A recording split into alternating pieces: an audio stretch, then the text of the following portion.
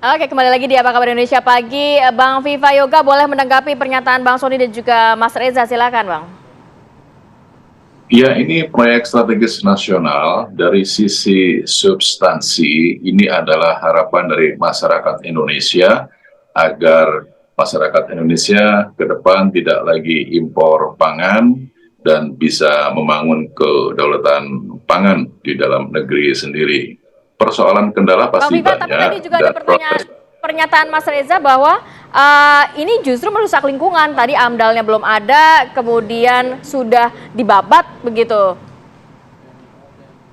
Nanti dicek ya, sebenarnya kan kalau menurut perencanaan sesuai dengan tata kelola untuk pelepasan izin kawasan hutan misalnya, ya salah satunya AMDAL itu yang menjadi syarat utama sebelum proses RAB dan segala macam yang yang memberikan proses terhadap pekerjaan itu akan dilaksanakan. Jadi AMDAL itu adalah bagian penting di dalam proses untuk mempersiapkan dan merumuskan perencanaan dengan baik.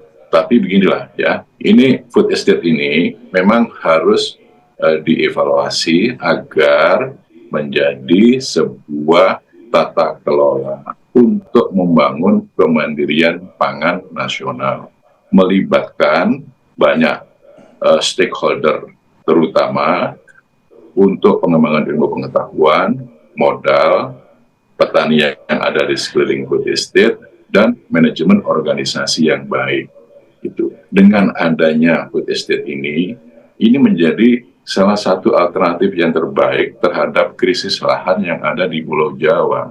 Bisa memindahkan 55% produksi padi dengan food estate ini. Dan yang berikutnya, di samping food estate, Mbak, ini perlu juga ada integrasi program-program yang semestinya juga menjadi bagian dari ketahanan pangan, yaitu food garden di pekarangan, nanam sayuran, buah dan sebagainya, urban farming, dan pemberdayaan perlindungan petani rakyat, karena rata-rata petani rakyat itu hanya memiliki 0,34 hektar area per kepala keluarga. Ini harus diberdayakan. Oke, Bang Viva, begini.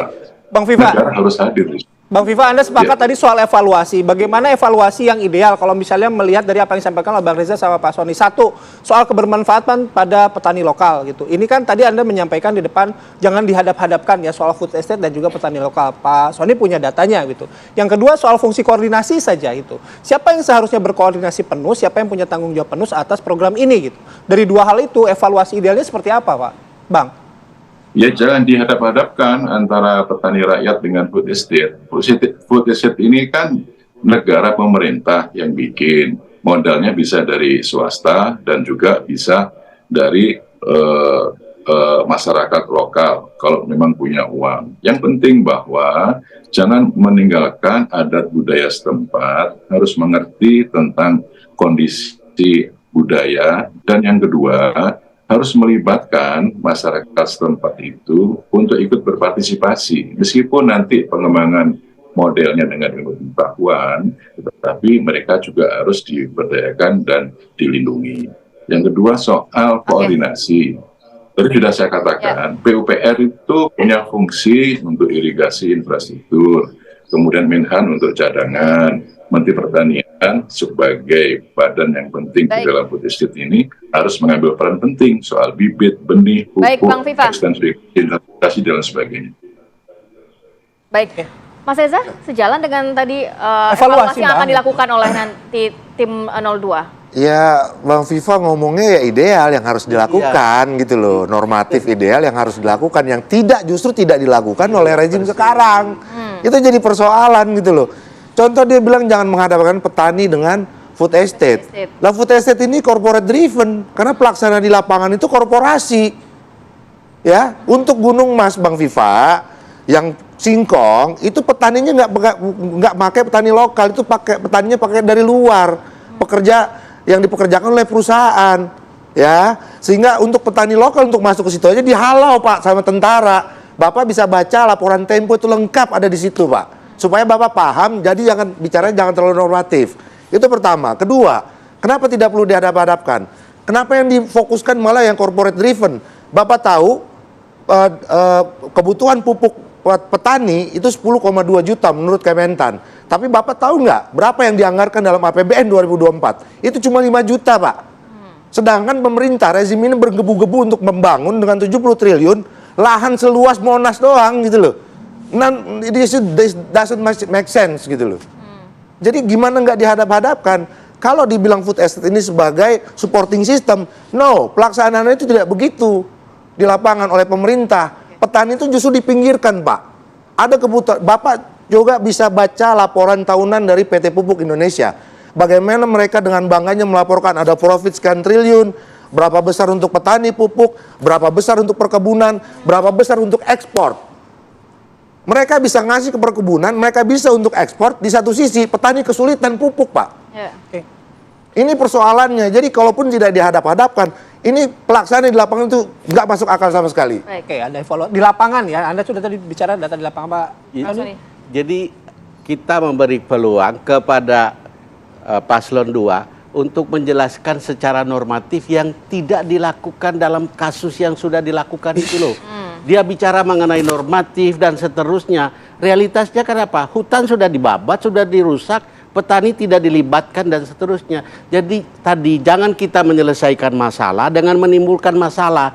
Jangan kita pilih pemimpin yang reaktif seolah-olah mau memecahkan masalah, tapi kemudian bicara normatif yang tidak dilakukan oleh mereka. Realitasnya apa? Hutan sekian ratusan hektar rusak loh. Mari kita pertanggungjawabkan. Dan hutan itu punya fungsi sangat strategis untuk klimatologis, pengatur iklim, hidrologis dan seterusnya. Sekarang dia bicara normatif, sementara kerusakan sudah terjadi di lapangan. Lalu mereka pergi begitu saja, tiba-tiba datang dengan menanami jagung di dalam polybag untuk menipu kita semua. Oh tidak, gagal kok, ini masih terjadi. Kalau dari 03 apa solusi yang bisa dilakukan dengan kondisi yang sudah seperti Kami saat akan ini? membangun secara komprehensif hulu hilir persoalannya dengan melibatkan masyarakat, infrastrukturnya kita bangun, kemudian pangan kita tidak hanya pangan beras, tapi pangan secara ada pangan lokal dan seterusnya. Kita akan bangun secara komprehensif. Irigasinya bagaimana, infrastruktur jalannya bagaimana, bibitnya kita beri kesempatan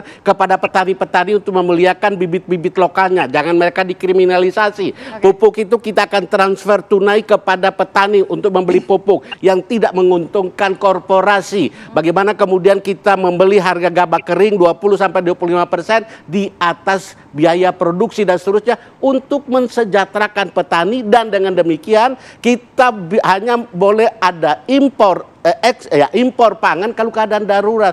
Kalau dalam keadaan tidak darurat, ngapain kita impor pangan dengan menguntungkan pemain-pemain pemburu rente gitu loh, dengan merugikan petani dalam negeri gitu loh. Oke, itu tadi sudah argumentasi yang Nampaknya sudah sudah mulai disampaikan panas oleh setiap. begitu ya. Nanti ini pasti juga akan dibahas juga dalam debat nanti ya. Oke, nanti kita bahas lebih lanjut lagi, tapi kami jeda terlebih dahulu ya. Artinya kalau misalnya tadi dengan sudah ada perbaikan, toh semangat food estate untuk ketahanan pangan, kalau begitu tidak ada yang salah toh. Hanya sekedar yang harus diperhatikan adalah pelaksanaan di lapangan. Nanti kita bahas lebih lanjut. Bang Sony, Bang Reza, Bang Viva, kami jeda terlebih dahulu, kami akan kembali sesaat lagi.